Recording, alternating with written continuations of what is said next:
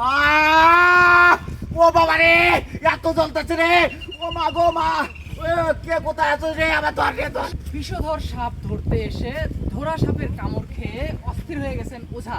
খুব নাম ডাক ছিল না, ইনি নাকি অনেক বড় মাপের ওঝা, অথচ ধরা সাপের কামড় খেয়ে এখন অস্থির। চলো, ওর সাথে কথা বলি।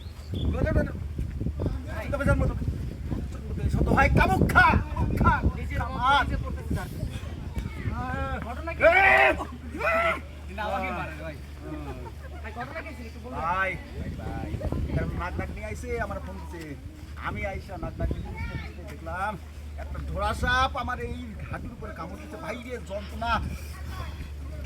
তুই কি করস? আপনি হাসপাতালে না যেয়ে পা ফেলে দেবে। হাঁটতে পারতাস না গো ভাই। কতদিন যাবো না? অভিজ্ঞতা কত বছর?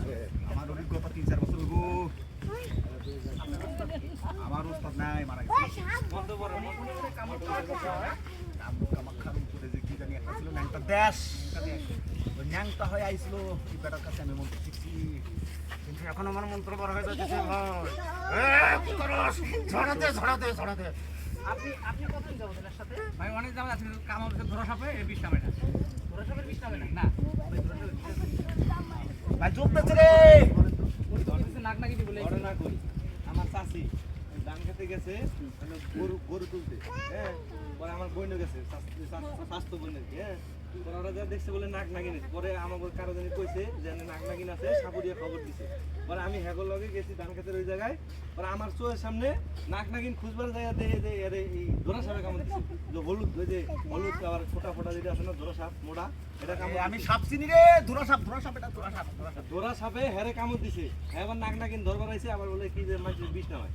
এই হলো ঘটনা। এখন এই যে কোন যেটা মন্ত্র করতেছে আমার কইতেছে এই যে বিষ নামতাছে রক্ত নিজের বিষ নামাইতে তো ডগমগ উবির ফুটা যদি রক্ত খাকে পড়ি শিব খা তুই কালির মাথা দোহাই কামুখা চন্ডী মা।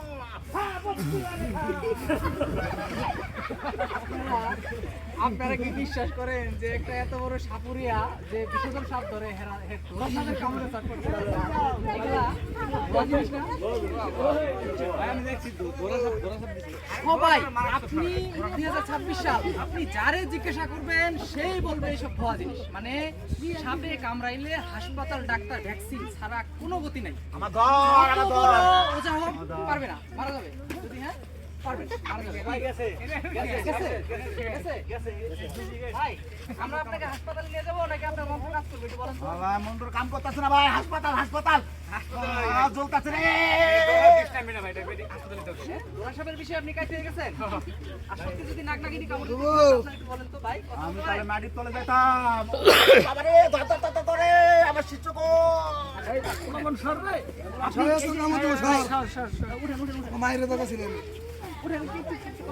ভাই গাছ আমার পাড়া বাইন্ধে দে, বিষ যেন উপরে না ওঠে। চালু করো বাবা গো। আমি টিভিতে দেখছি যে এনে বান দিলে বিষ উপরে ওঠে না।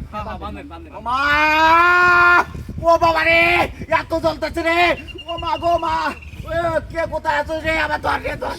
যদি সাপে কাটে, যদি সাপে কামড় দেয়, এসব সোজাগিরি বাদ দিয়ে সোজা হাসপাতালে যেতে হবে। সোজা কথা, একদম সোজা সাপটা কথা। সাপে কাটলে সে যে ধরনের সাপ হোক, যে ধরনের বিষাক্ত পোকা হোক, কামড় দিলেই হাসপাতালে যেতে হবে সাথে সাথে, এক মুহূর্ত দেরি করা যাবে না। আমার আমি নিজে অনেক বড় মাপের যায়, বেশি শেষমেশ ঘোড়া সাপের কাছে কট খেয়ে গেছে। শেষ। ভাই ওঠেন। ভাই আমরা নিয়ে যাবো, আপনি ওঠেন। আপনি attention নাও না। ভাই দেখলেন তো, আপনারা সবাই দেখলেন তো, সাপে কামড়াইলে হাসপাতালে নিতে হবে, এর কোনো বিকল্প কোনো পথ নাই। চালু কর। এইদিকে ভাই, রাস্তা তো এইদিকে। মাথা কি নষ্ট হয়ে গেছে? আমার নাক নাগিন নাক নাকি ধরবেন না? নাক নাকি ধরেন।